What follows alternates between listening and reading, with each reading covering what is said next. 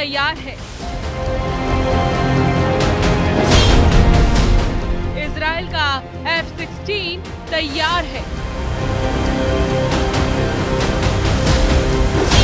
Israel को America से मिला F-35 भी तैयार है।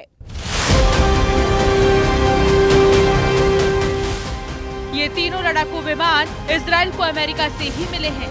ये तीनों जेट इजराइल के सबसे खतरनाक स्ट्राइक मिशन के लिए तैयार हो चुके हैं। F-15, F-16 और F-35 तीनों के टारगेट पर है ईरान और उसके परमाणु प्लांट। इन तीनों जेट्स के वीडियो आने के बाद सवाल है कि जनवरी गुजरा, फरवरी गुजरा, मार्च गुजरा, अप्रैल भी गुजर गया। अब मई के आखिर में क्या होगा? क्या 2025 का सबसे खतरनाक पल आ चुका है? ये सवाल इसीलिए क्योंकि ईरान पर इजराइल के हमले की घड़ी बहुत करीब आ गई है। ये खबर अमेरिका से लेकर यूरोप और इजराइल के मीडिया ने छाप दी है। इन रिपोर्ट में अमेरिका की खुफिया एजेंसियों का हवाला दिया गया है। रिपोर्ट्स में बताया गया है कि इजराइल बहुत जल्दी ईरान के खिलाफ खतरनाक कदम उठाने जा रहा है। अमेरिका की इंटेलिजेंस एजेंसियों के मुताबिक इजराइल ने ईरान के परमाणु ठिकानों पर हमला करने की तैयारी कर ली है और ये स्ट्राइक बहुत जल्दी अंजाम दी जा सकती है। ये रिपोर्ट ऐसे वक्त सामने आई है जब राष्ट्रपति डोनाल्ड ट्रंप ने ईरान के साथ परमाणु मुद्दे पर बातचीत तेज कर दी है। इजराइल की तैयारियों पर रिपोर्ट बता रही है कि पूरी दुनिया में ऐसे भूकंप का खतरा है जो सिर्फ ईरान या इजराइल को नहीं हिलाएगा बल्कि पूरी दुनिया में नेतन्याहू की स्ट्राइक का असर पड़ेगा। इजराइल के स्ट्राइक मिशन की खबर मिलने के बाद कच्चे तेल के दाम अचानक बढ़कर $66 प्रति बैरल के पार पहुंच गए। सोने के दाम भी 2 हफ्तों की सबसे ऊंचाई पर पहुंच चुके हैं, यानी 24 कैरेट का 1 तोला सोना अब 97,000 का आंकड़ा पार कर गया।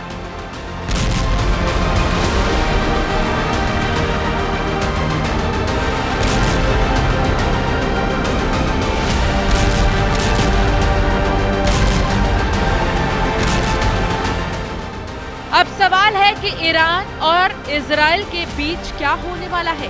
क्या वाकई इजराइल ने अब ईरान से आर पार करने का मूड बना लिया है, जबकि ट्रंप ने उनको आगाह किया है कि परमाणु मुद्दे पर बातचीत के दौरान अगर इजराइल ने ईरान पर हमला किया तो वो उसका साथ नहीं देगा। हालात बहुत ज्यादा गंभीर हैं। अगर ऐसी स्ट्राइक होती है तो वो बारूद का ढेर आग बनकर पूरी दुनिया को जला सकता है, जिस पर पूरा पश्चिम एशिया इस वक्त बहुत मुश्किल से टिकने की कोशिश कर रहा है।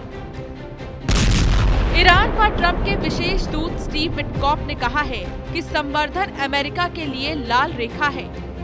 ईरान के विदेश मंत्री कह रहे हैं कि वो इसे जारी रखेंगे। ऐसे में अमेरिका अब आगे क्या करेगा?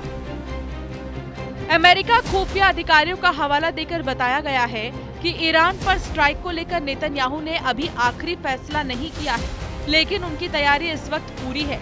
इजराइल अब हमले के लिए आगे कदम बढ़ाता है या नहीं, ये पूरी तरह ईरान और अमेरिका की बातचीत पर निर्भर है। परमाणु मुद्दे पर अमेरिका और ईरान की बातचीत में सबसे बड़ा मुद्दा है यूरेनियम संवर्धन, और ईरान ने कह दिया है कि दुनिया की कोई ताकत उसे परमाणु ऊर्जा का इस्तेमाल करने से नहीं रोक सकती, न ही उसका परमाणु संवर्धन की प्रक्रिया पर ब्रेक लगाने का इरादा कामयाब होगा। ईरान के परमाणु कार्यक्रम को लेकर CIA और उससे जुड़ी एजेंसियां लगातार एक्टिव हैं। खबर है कि उन्होंने अब इजराइल के कम्युनिकेशन सिस्टम और उसकी मिलिट्री बेस पर चल रही गतिविधियों को भी ट्रैक किया है।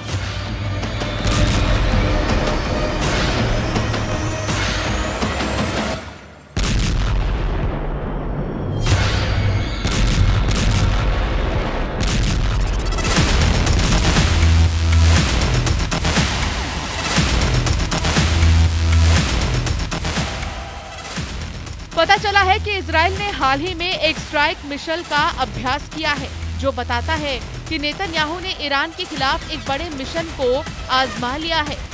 मार्च 2025 के महीने में ट्रंप ने ईरान से बातचीत की पेशकश की थी। उन्होंने ईरान से वार्ता के लिए एक चिट्ठी भी भेजी थी और समझौते पर पहुंचने के लिए 60 दिन का समय भी दिया।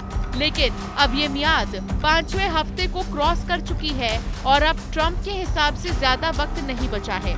यही वजह है इजराइल ने अपना स्ट्राइक मिशन तैयार कर लिया है। ईरान ने जनवरी 2025 में अब तक इतने हथियार जमा कर लिए हैं कि एक बड़े युद्ध को लॉन्च करने वाला हमला किया जा सकता है। ईरान के ड्रोन बेस के इस वीडियो ने इजराइल से लेकर अमेरिका तक हड़कंप मचा दिया है।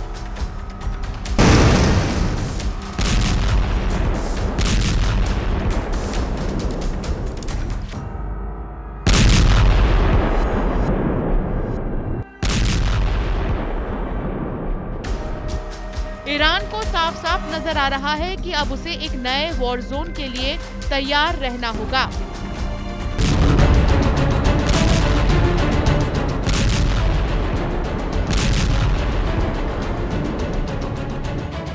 ईरान का सबसे बड़ा खतरा अपने परमाणु अड्डों को लेकर है।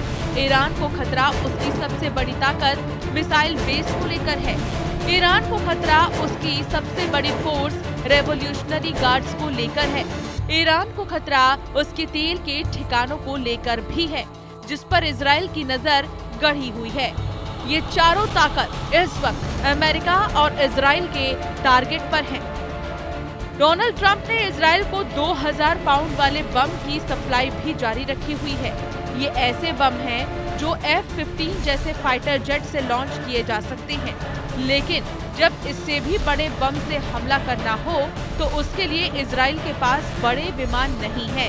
अब तक इजराइल ने अपनी बमबारी में 3 तरह के फाइटर जेट इस्तेमाल किए हैं। F-16 से लेकर F-15 और F-35 पर बंकर बस्टर बम लोड किए जाते हैं और फिर उनसे बेरूत और दक्षिणी लेबनान से लेकर गाजा और ईरान तक बमबारी की गई है।